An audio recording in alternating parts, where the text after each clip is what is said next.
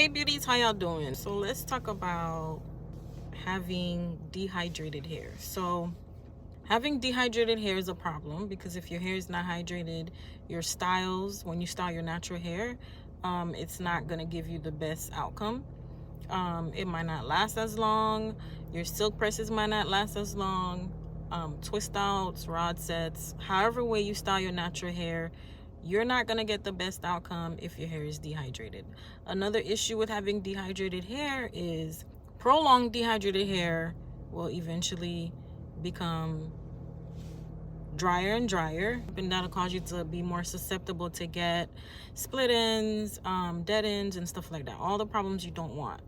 So top 3 ways you could fix that is to hydrate. And the only way to hydrate is to keep your hair moisturized. Now, when I talk about keeping your hair moisturized, I'm not talking about oils.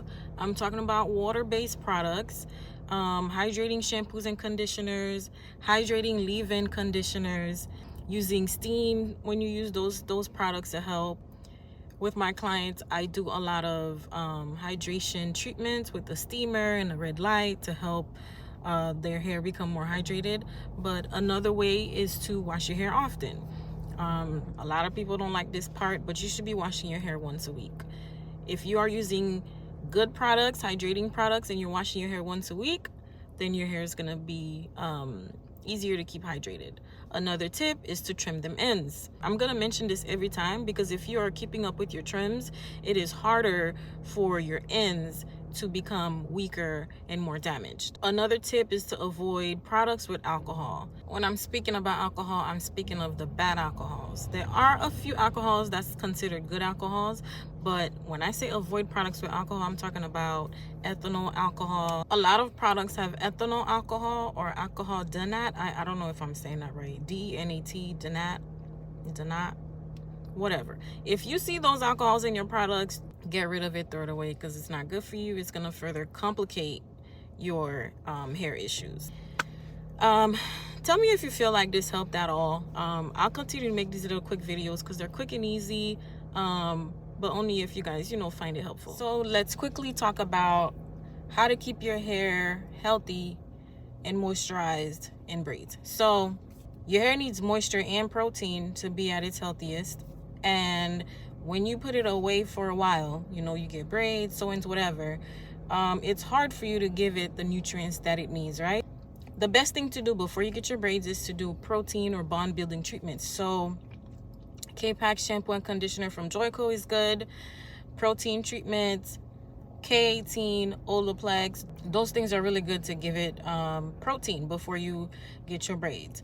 While your hair is in its braids, you should be washing it and conditioning it. So what I do when I get braids, every week or every other week, I'll shampoo my hair and then I'll condition it and then spray a leave-in conditioner. The leave-in conditioner I like to use right now is the Mizani 25 Miracle Milk. That's a really good one. It keeps your hair moisturized while it's in your braids. And then when you take out your braids, you should be doing hydrating, moisturizing treatments after you take out your braids. While your hair is in its braids, oils is not going to keep it moisturized. If you use a scalp oil for any other reason, that's fine. But if you're using oil on your scalp thinking it's going to moisturize your hair, it's not going to do that.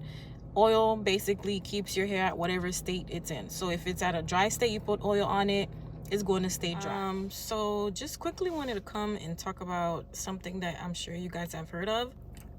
A company is being sued, and I have a client. She's not local, so we do a lot of appointments via Zoom. And she mentioned, the controversy that's going on with this company and how they're getting sued for their products.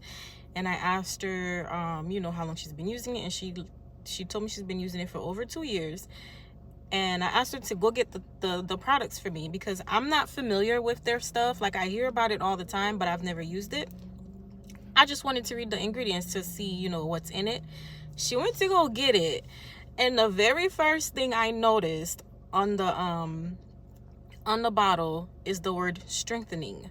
The shampoo, the conditioner, the oil, and something else that she showed me, all of it says strengthening. And I'm like, oh, so you've been using these same products however often you use them per month, for over 2 years. She said, yeah.